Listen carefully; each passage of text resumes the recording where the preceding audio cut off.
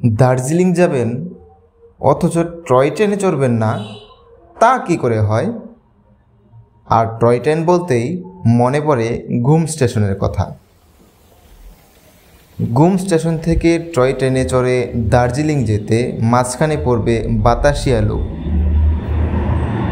জায়গাটির দূরত্ব ঘুম স্টেশন থেকে প্রায় 1 কিলোমিটার আর দার্জিলিং শহর থেকে 5 কিলোমিটারের মতো। ইংরেজিতে লুপ মানে বক্রাকার কিংবা বৃত্তাকার কোনো অঞ্চল। পাহাড়ের পথে টয় ট্রেনের যাত্রাকে সাবলীল করার জন্য 1919 সালে বাতাসিয়া লুপ গড়ে তোলা হয়। টয় ট্রেন বাতাসিয়া লুপে 360 ডিগ্রি ঘুরে যায়, ফলে দার্জিলিংয়ের প্রাকৃতিক সৌন্দর্যের বৃত্তাকার ভিউ পাওয়া যায়। চোখে পড়ে তুষার ধবল হিমালয়।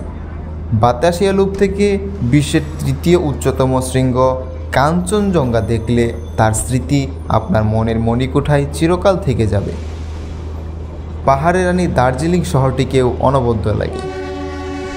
প্রতিদিন ভোর 5টা থেকে রাত 8টা পর্যন্ত বাতাসিয়া লুপ খোলা থাকে পর্যটকদের জন্য। প্রবেশ মূল্য মাথাপিছু 20 টাকা। আমি এখন যে জায়গাটিতে দাঁড়িয়ে আছি সেটি হচ্ছে বাতাসিয়া লুপের ভিউ পয়েন্ট, অর্থাৎ আই লাভ দার্জিলিং যেখানে লেখা, সেই জায়গাটিতে। ভেবেছিলাম এখানে দাঁড়িয়ে একটি একান্ত ছবি তুলব, তো এত বেশি পর্যটক, ভিড়ের মধ্যে ছবি তোলাই যাচ্ছে না। তো দেখা হচ্ছে পরবর্তী পর্বে। সেই পর্যন্ত ভালো থাকুন, সুস্থ থাকুন। দেখা হবে দার্জিলিং এর আরও একটি পর্বে। ধন্যবাদ।